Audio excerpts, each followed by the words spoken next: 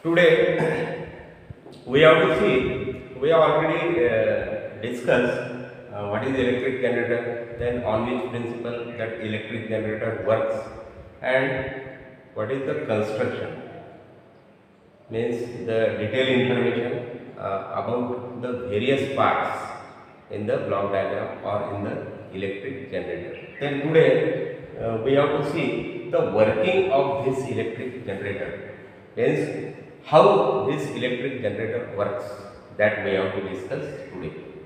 So here this is the armature coil A, B, C, D. So it is kept in the two pole pieces, north and south, of a strong magnet, so that it will provide a strong magnetic field. And this armature coil ABCD, it is kept into the strong magnetic field. And if this armature coil ABCD, which is fixed to this axle, that axle must be rotated from outside, and as this axle rotates, this coil, armature coil ABCD, it is fixed to the axle. So this armature coil ABCD will also rotate, and it will cut the magnetic lines of force, and this changing magnetic field will induces the current in the armature coil. We have already discussed what are the magnetic lines of force and what are the properties of magnetic lines of force. Magnetic lines of force is nothing but a path traced by a north pole in the direction of south pole. That are the imaginary lines. We can't see that magnetic lines of force. Around the magnet there are magnetic lines of force, means magnetic field around the magnet. It is pictorially, that magnetic field, it is pictorially represented by this magnetic lines of force, and that magnetic lines of force, they are imaginary lines, all that, and the properties of magnetic lines of force already we have discussed. So when this armature coil ABCD rotates in the magnetic field, it will cut the magnetic lines of forces, and so this changing magnetic field will induces the current in the armature coil A, B, C, D. And the direction of this induced current, this current, it is induced, it is produced in the armature coil ABCD due to induction process. And the direction of this induced current, it is represented by, or it is find out by Fleming's right hand rule. What is that Fleming's right hand rule?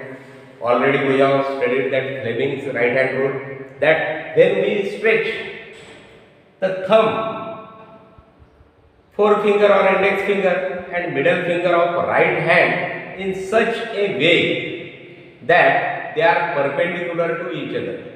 Here I have stretched thumb.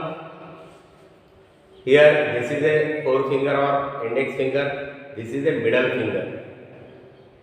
So I have stretched this thumb, forefinger or index finger and middle finger in such a way that they are perpendicular to each other. Then if thumb indicates the direction of motion of conductor and forefinger or index finger indicates the direction of magnetic field, then middle finger will indicate the direction of induced current. That is the Fleming's right hand rule. And the current which is produced, or this we call it as induced current because it is produced due to induction process. And this direction of this induced current flowing through armature coil ABCD, it can be find out by that Fleming's right hand rule. Then what happens? This current is induced in the armature coil ABCD.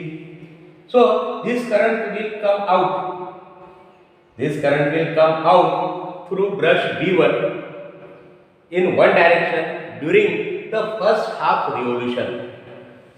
During the first half revolution of this armature coil ABCD. I am repeating, the current will come out through brush B1 in one direction during the first half revolution of armature coil ABCD.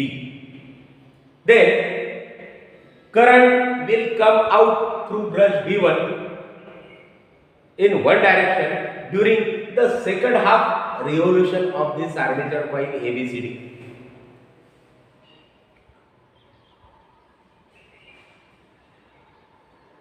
See here one process. When this armature coil, it will rotate in the magnetic field, it will cut the magnetic lines of forces, and that changing magnetic field will induce current in the armature coil ABCD, and that direction it is find out by Fleming's right hand rule. Then this current which is induced, which is produced in the armature coil ABCD will come out through brush B1 in one direction during the first half revolution of this armature coil ABCD, and the induced current will come out through brush B1 during the second half revolution of the coil, and this process will continue in the reverse direction also, and that's why the current produced is of alternating nature, and that current we call it as alternating current. In this way, this electric generator will produce electric energy or electric current. Input is mechanical energy. Hence, this axle of this electric generator, it is rotated externally, and from that the current is produced in this electric generator, and this current, it is of alternating nature, and that's why we call it as alternating current. So that is all about the working of electric generator.